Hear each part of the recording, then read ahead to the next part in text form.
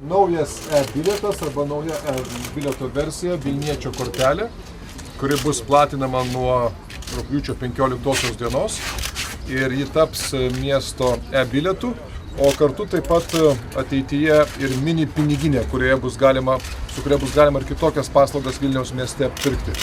Labai paprasta pakrovus pinigėlius, įlipus į autobusą arba troleibusą, tai reikia tik priglausti ir kelionė apmokėta.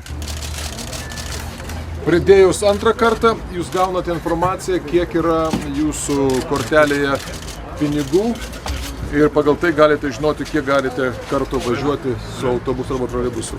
Atkreipkite dėmesį, čia yra Vilniečio kortelė. Tai yra labai svarbu, čia bus žymiai daugiau negu pats bilietas.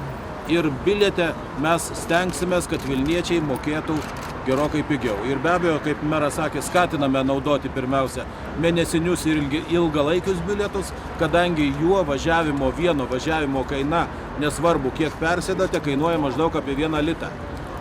Vienkartiniai arba 30 minučių bilietai kainuoja, kaip matote, 2,5 lito. Tai čia yra tiems, kurie dažniausiai naudoja atvykę arba tie, kurie mažai visiškai naudojasi viešuoju transportu.